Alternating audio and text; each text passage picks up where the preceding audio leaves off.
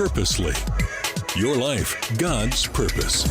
Listen at onpurposely.com. Heavenly Father, thank you for this chance to talk about technology. I ask for wisdom when speaking about the summer and how we can prepare our technology with this be applicable and encouraging and provide opportunities for families to get more time together, but also to use their tech together intentionally. I ask this in Jesus' name. Amen. Hello, everyone, and welcome to the Gospel Tech Podcast. My name is Nathan Sutherland, and this podcast is dedicated to helping families love God and use tech. Today, we're talking about how can we prep our tech for summer, and specifically, we're talking about how do we make our tech safe for this summer. So, a lot of school years coming to end. In Pennsylvania, they're done in like 10 days. Here in Washington State, we have all the way to the end of June, depending on the district you're in. But the idea is still there. We're prepping for summer. Let's assess the rhythms that we've been in and the rhythms we're going to and ask ourselves, is our tech safe? We will extend this conversation in the coming weeks, but today, really trying to keep it condensed. One, so it's applicable, and two, so it's shareable. I know some of you have adapted your taste to my styles, and I appreciate that because my brain works in a certain way, but I do want to make sure that this is accessible to a lot of people. So let's jump right in. With no further ado, let's get this conversation started. Welcome to the Gospel Tech Podcast, a resource for parents who feel overwhelmed and outpaced as they raise healthy youth in a tech world. As an educator, parent, and tech user, I want to equip parents with the tools, resources, and confidence they need to raise kids who love God and use tech.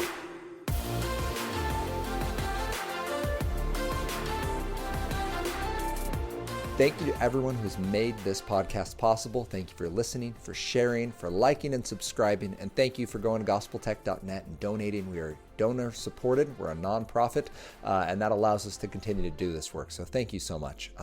In this conversation today, we're talking about how do we make our tech safe for summer. The first thing we're going to do is assess our tech. Just how much have we got? Look at your house, get out a piece of paper, get your kids around you. If they're older than the age of 6, they can help. Hey, what tech do we even have in this house?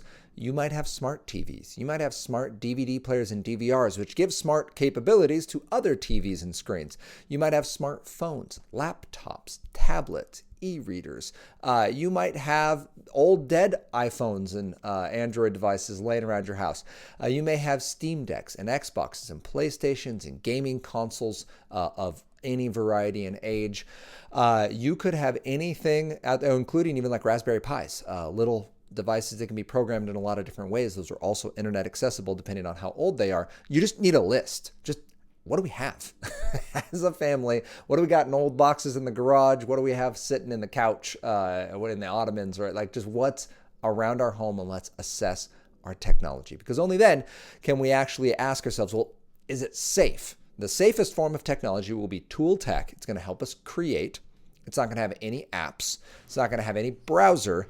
So let's look at a smart TV, for example. A smart TV is technically tool tech, although almost all of what it engages is drool tech. So kind of confusing there, but it's tool tech. It doesn't have notifications. It doesn't have algorithms in itself. But when it's a smart TV, it does have a browser. It does have apps. And so that's 2 out of 3. The third is, can it be held accountable? Yes, by your network.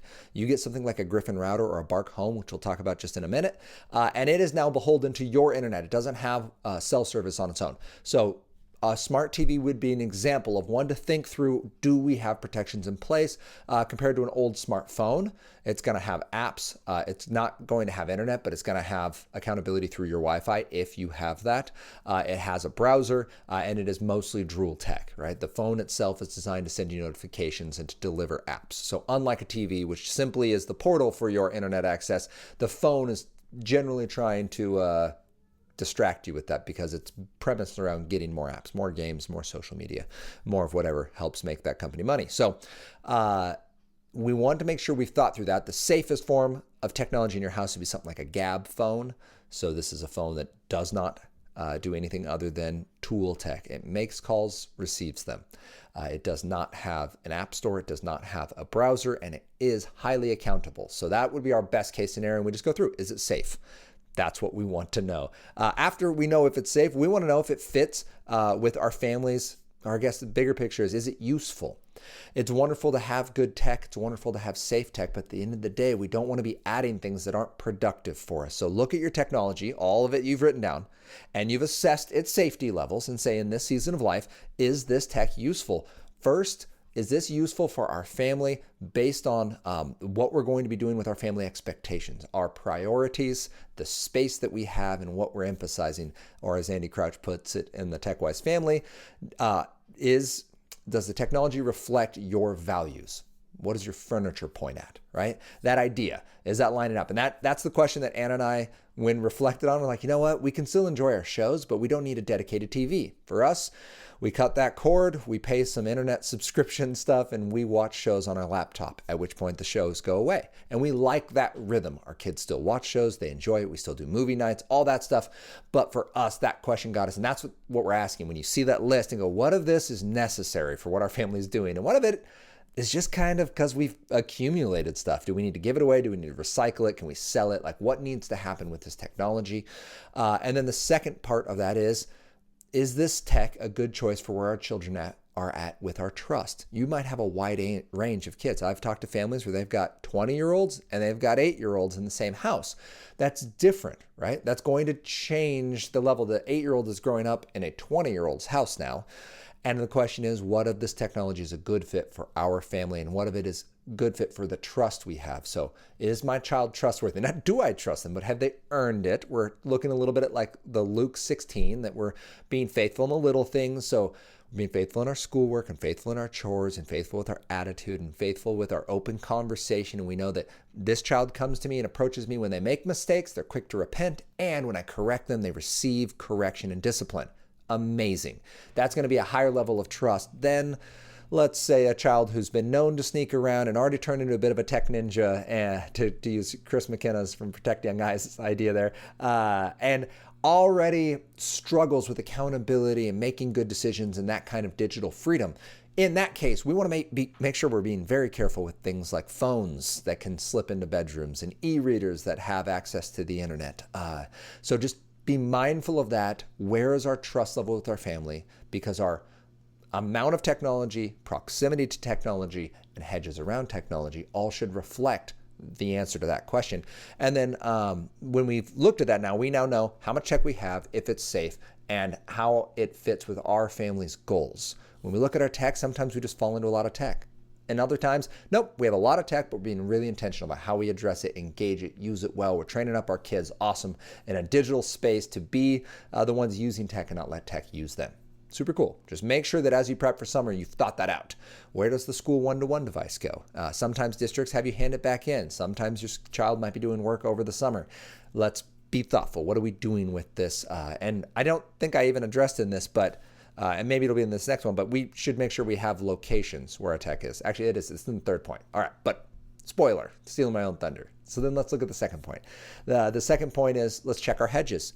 We know what tech we have. We know if it's safe. We know if it's a good fit for the season of life. Check our hedges. We need a hedge around our network, a hedge around our devices, and a hedge around our family. The network means the thing that gives you wireless internet at home. If you have internet without cell service, you've got a network. Something like a Griffin router or a Bark Home. And the reason I say or is some of you love your wireless internet router, or you just don't care and you have your Xfinity whatever and it's cool and it works fine. Bark can plug straight into that. It's the Bark Home compared to the Bark software compared to the Bark phone. It's a little confusing on the marketing, I get that, but just know the Bark Home is a little box. It's like yay big. And it plugs into your router, and it provides you the ability to block certain websites and set internet for times of day and know where people are going online. It also comes embedded with Bark's monitoring of social media and conversational activities, search history, that kind of thing. So that's a wonderful resource. Griffin is a little more robust on the home protection, and it allows you to set parameters by device. So if you have 3 kids and 2 adults in your home, it lets you determine each device. There's work devices, there's personal devices, there's guest devices. So it does take a little more to set up, but I like that for a network hedge. It's what I personally use. It's what this is being streamed from, is a Griffin AX router. So I've liked it, and it's been awesome. It defaults everything to safe mode, and it just makes it that much easier to have kids in a world of internet. So make sure your hedge around your network is there. The network devices, hedge around your devices. The devices need some kind of accountability. We should never be the only one seeing what's happening online. So as you look to the summer, When a phone leaves into the cul-de-sac, when your child goes to a friend's house, when people come over to sleep over, do those devices have accountability? If that device connects to your network, as long as your network is covered, then you're good. That would be like someone brings over a Nintendo Switch and wants to play games online. Okay, they can do that. If they have an Xbox, great. It's still under your network. If it comes with a smartphone and its own cell service or hotspot, now devices are getting around your network. They need their own protection, which means either the device goes away. I have had pushback on this from young people, and when I ask, why does that child need a smartphone when they're hanging out with you? Their answer was, they won't come over if I tell them their phone can't be on them. Let's give a moment of pause for that this child will choose their smartphone over you. That's troubling. That's really sad. I'm not denying that that's not real. I think we want to stop and pray and talk into that conversation. When it comes between this child's going to have a friend in real life or this child gets their phone, this child is opting for a phone. One, that's probably not a friend. Two, that's probably not the best for them.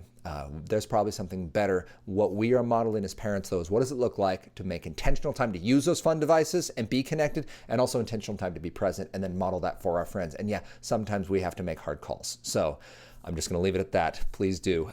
You have a network hedge. You have a device hedge.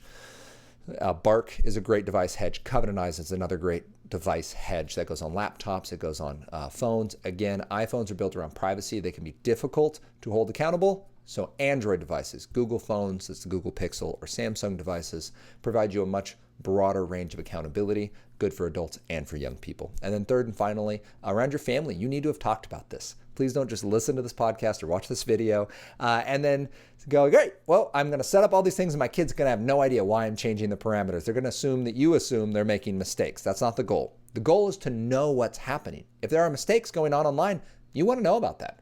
If there are not any mistakes happening online, you want to know about that too. That's great. They have different outcomes, but we want to know both. So the idea here is we're going to build a hedge around our family through loving conversation, setting up biblical standards for how we engage technology in the world of the internet, but also setting up biblical standard for where we look for our hope to make sure that tech is staying where it's supposed to. I heard a stat this week that 89% of our time on our smartphones is user-generated, meaning it no longer comes from notifications and from pings from your phone. We've been trained to need our phone and to feel good around it, and therefore we'll choose our phone over a friend, for example. We will choose to go to our phone 9 out of 10 times because of something happening in our hearts, which means that's going to take some intentional retraining. There were not, by the way, when phones first came out, that was not the case, that we were somehow running after phones. We didn't even know why we needed them back then. Now we've been convinced they're very useful, they're very valuable, and they're a net gain. Great. Make sure that they're staying where you put them. And that we put them where they need to go, that we're keeping them a proper amount of space away from us. The Family Tech Framework will help. So gospeltechworkshop.com is where you can go. For the online version, there's a PDF workbook that walks you through how to talk about tech, the Gospel Foundation, Tool and Drool, Reset, how do we know when there's problems, and then how do we walk it out. Making a tech framework. It ends up being somewhere in the range of 6 to 12 sentences is what you'll end up with. 6 to 12 little sentences that make basically your family's framework for dealing with tech. And when something goes off, you either assess, hey, does this framework no longer represent what's valuable, important, and safe for us? Or is that behavior no longer fitting within our framework? Right? That's the conversation. It's not just these are the rules and they're true forever. Sometimes stuff changes. In my life, video games went away. It no longer lines up with what's best for me. Okay. But maybe sometimes we add something, right? Video games have been added for my children in playing with friends. They play games at friends' houses. There's a very specific set of parameters, and there's reasons why we don't bring them into our house, both because of dad and otherwise. It's not a net gain inside our home right now in this season. That's what you want to be able to talk about. The framework helps you do that. Finally, we're going to start the conversation in the framework, and I want to walk you through what that looks like. You're going to talk about ground rules. My favorite ground rule is that these rules apply to everybody, which means kids' smartphone rules apply to parents. And no, you don't just get like, well, I'm an adult, I got to do stuff. There might be a time and a place, for example, some work stuff that you spend more time in front of a screen, for example, than kids. having your kids understand that, hey, this is how mom or dad works. This is tool tech. Here's what I do to make sure I don't get distracted by YouTube. I don't get distracted by Twitter. Here's what I'm doing as an adult, and this is what I want you to know how to do when you step out into that world. That's why we're doing this well. Great. Have that conversation. Ground rules help. Then you're going to talk about the time and the place. Time is both when you're going to use it, for how long, and how often. This is that idea that behavioral psychology is us forming our brains based on repeated habits in terms of technology that's from repeated triggers. It tells us to do something and we're more likely to do it. We're more likely to 9 out of 10 times choose to do it on our own because now we're convinced it's important. We've practiced it enough. Okay. With time though, if I use my phone once for 20 minutes versus I use it 10 seconds 20 different times, well, that's 20 different reps versus 1 rep. We want that. We want to use, it's okay to go to your phone for 20 minutes as long as you're using it intentionally and you walk away when the time's done. Like, that's awesome. That's healthy tech. Go ahead and use drool tech like that. Use tool tech like that.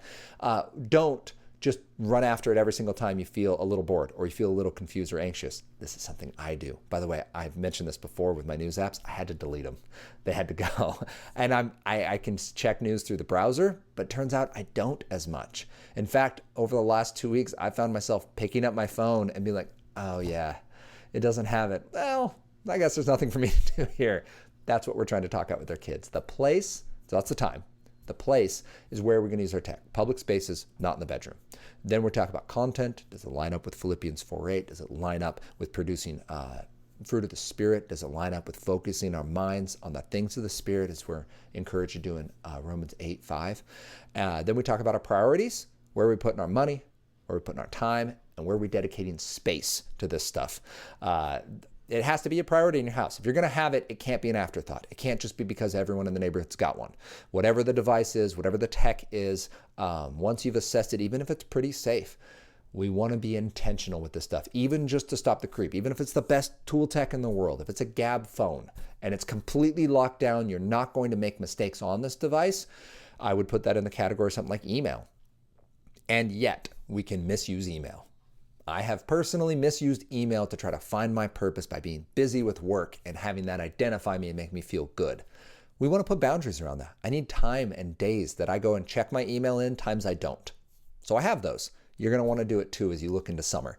And last one is the safety. Make sure you've talked to your children about strangers, bullies, pornography, and what the expectation is when they step into that digital cul-de-sac, that space where all their friends are and they're going to have a good time and they're going to learn really neat stuff, to remember that it is still the digital cul-de-sac. It still is next to a highway and a federal penitentiary and the red light district at midnight.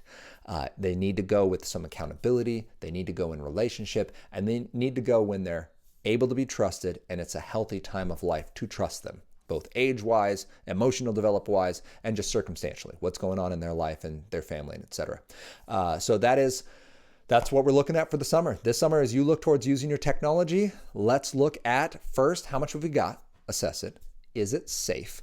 And then finally, let's check our hedges. When we look at what is being built up around our family, do we have a hedge around our network, around our devices, and around our family? And then we walk through what that can look like, those 6 areas. Again, gospeltechworkshop.com. You can find the online workshop for that. You can print out the pages that you'd like your children to do. Children 6 and over can participate in that. They understand the bigger picture of safety, of love, of holding a hand to cross the street, right? Walking through a parking lot. This is digital hand holding. It's not that I don't like you. It's not that I'm mad. It's that this is a dangerous space. We're not in control of all the variables. So let's be intentional about how we use it and when we use it and why we use it. So I hope this is encouraging and helpful. I hope that you can use it to apply to your own technology in a meaningful way in the next couple weeks, and you'll share it with people who might have questions about their own technology or want to think intentionally about their tech, because that is what we're hoping to do here. Empower parents to raise up kids who love God and use tech. And I hope you'll join us next week as we continue this conversation about how we can love God and use tech.